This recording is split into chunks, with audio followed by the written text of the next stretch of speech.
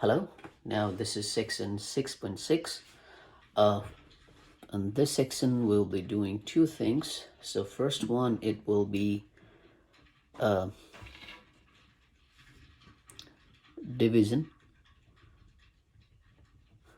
of radicals.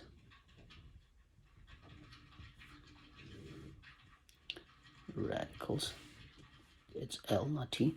Radicals. Now the first problem is square root of a to the power 6 over b to the power 4. All right, so in this case we are dividing a to the power 6 and 4 to the b to the power 4. So now what we can do here is, now we can again split this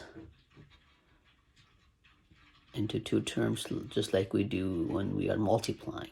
So again, we can split this into two terms: the square root of a to the power 6 over square root of b to the power 4. All right, and for this we can say a to the power 6 over 2, right? Because the reason there is 2 here is the index of this one is 2, right? Even though we don't write it, and the index is always 2, so that's why we write 2 here.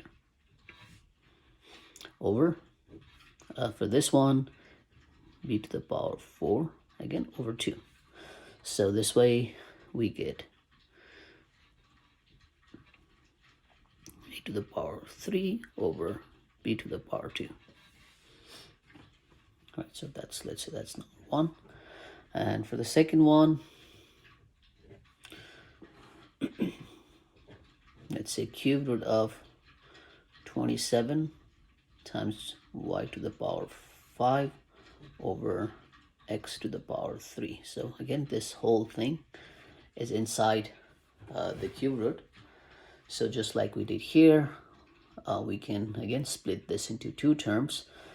First one is going to be the numerator, cube root of 27 times y to the power 5. The whole thing is inside the root, over another root, cube root of x to the power 3. So now again, we can split this into, for the numerator we can split this into two terms. So cube root of 27 times cube root of y to the power 5 over cube root of x to the power 3. All right, so now what is the cube root of 27? So cube root of 27, okay, so here, let's do it here. So cube root of 27 is also 3 times 3 times 3, right? So 3 times 3 is 9, 9 times 3 is 27, right? So this is also cube root of 3 to the power 3. So that means we can just divide this 3 by this 3, which will just give 3, right? So cube root of 27 is just 3. And for this one, cube root of y to the power 5 is, well, y to the power 5 over 3, but we don't want our answer in basically the power and a fraction. All right, so we don't want these kind of form. All right, so what we want to do here is, since we have a cube root here, so what we can do with this 5 is we can change this to y to the power 3 times y to the power 2, right? So that way we can get rid of this cube root of y to the power 3, right? And over, we still have this cube root of x to the power 3. All right, so now 3 times cube root of y to the power 3 times cube root of y square over Okay, let's just say, okay, now here on the denominator, cube root of x to the power 3 is just x, right? Because x to the power 3 over this 3 is x to the power 1, so we can just say x. And also in the numerator, y to the power 3 over this 3 is just y, right? So 3 times y times, well, on this one we get y to the power 2 over 3. So again, just like I said here, we don't want anything like a fraction on the power, so just leave this thing like this over, sorry, this is x over x. All right. All right, so the next one, well, this is a division, right? So the next one is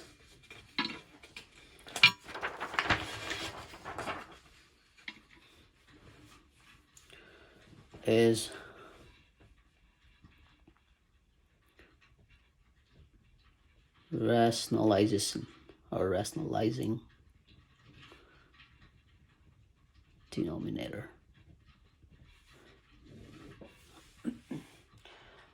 All right, so this means it's basically a process. So the rationalization or rationalizing is basically a process of removing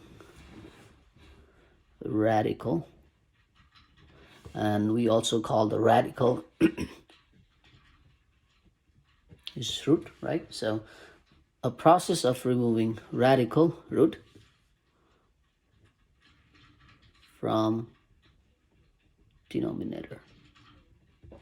All right, so the way we can do is, let's see an example first for this one. So let's say we want to rationalize. So the problem you'll see is like this. So you'll see rationalize. So rationalize 6 over square root of 3. Okay, so now the way we can do this is basically we say that it's a process of removing radical from denominator or root from the denominator. So what you can do here is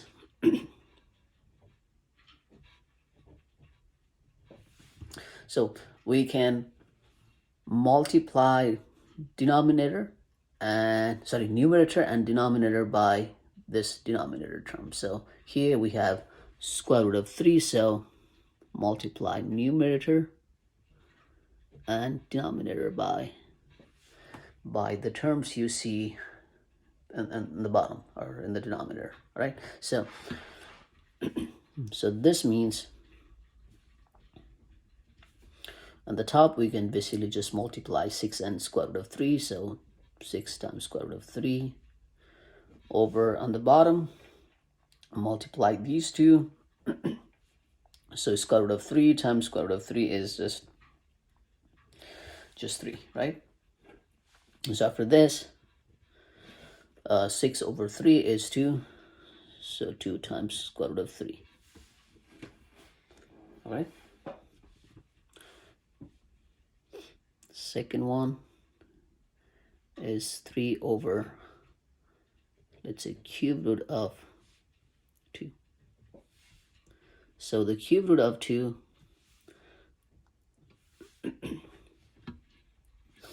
so like I said here, it's a process of removing radical from denominator. So here with the square root I multiplied top and the bottom by whatever terms you have on the bottom, right, with the square root.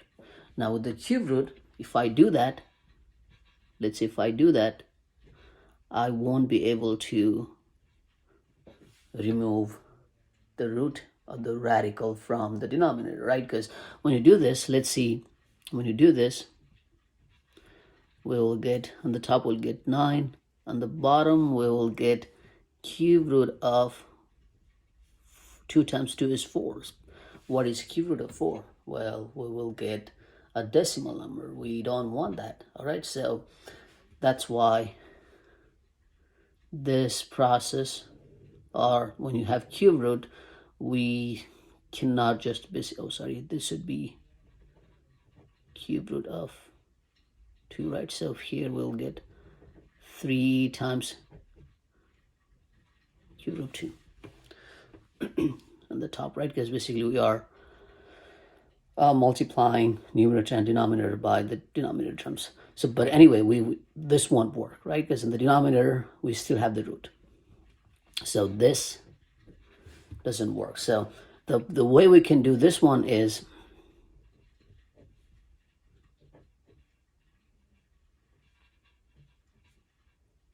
three over cube root of 2 is multiply numerator by cube root of 2 over denominator by cube root of what? Cube root of, let's say, well, we have here with this, we have 4, but what if we can get 8? Cube root of 8 will be a number, right? 2. So that means if I can multiply the cube root of 4, 4 times 2 will give 8. So that means I also need to have cube root of 4 on the top. Is it clear?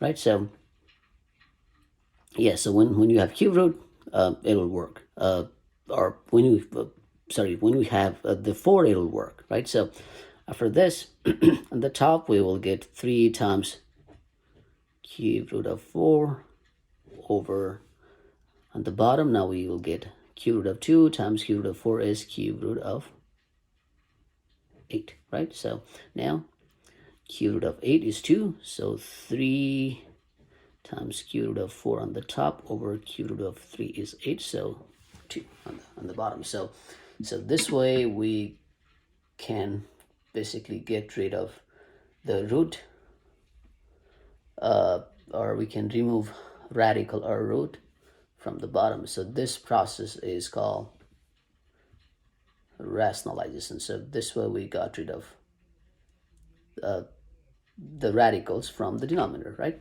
So so now next one, let's do the last problem. So this one, let's do another one. So this one is number 3.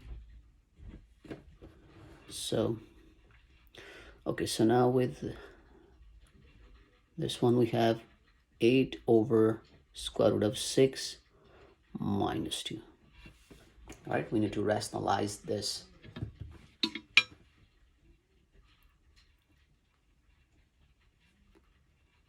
Rationalize this.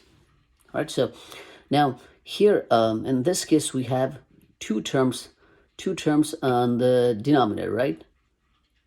So square root of 6, and we also have minus 2. So in this case, if you have something like this, you need to multiply the top and the bottom by the conjugate of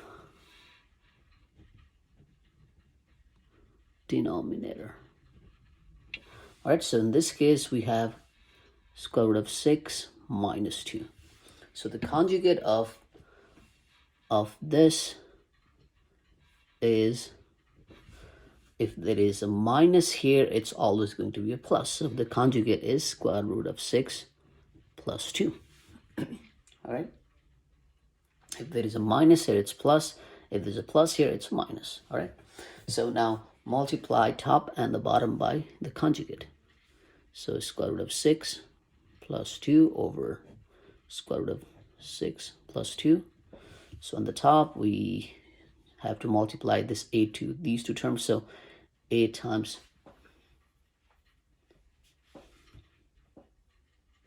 square root of 6 plus 2 over square root of 6 minus 2 times square root of 6 plus 2. All right, so now if you remember the one formula we did way back, if we have a minus b times a plus b is a square minus b square, right? So if we have these two same and these two same with one, and the one that is minus and another one that is a plus, then we can set this formula, right? So we have similar case here. So we have square root of 6, square root of 6, 2, 2, and on this one there is a minus and this one there is a plus. So that means for denominator we can use this formula, but for numerator we can just simply distribute.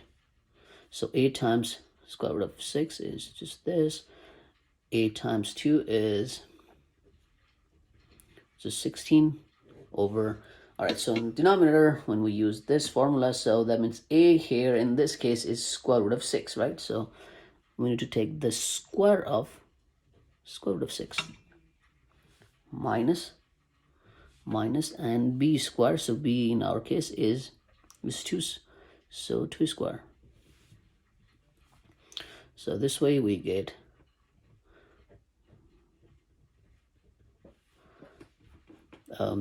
this on the top and on the bottom.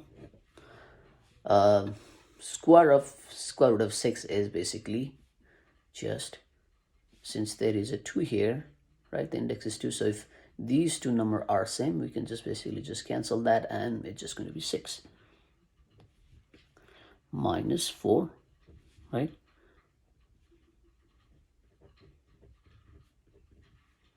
So which is 2. Now what we can do here is we can just split this into two terms again. So the first one we can just say 8 times square root of 6 over 2 plus 16 over 2. All right, so this way we get 8 over 2 is 4 times square root of 6, 16 over 2 is just 8. All right, so the idea here is, yes, so whenever you see something like this, multiply numerator and the denominator by the conjugate.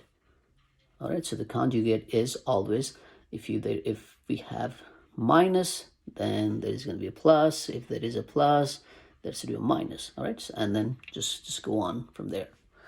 All right, so thank you so much.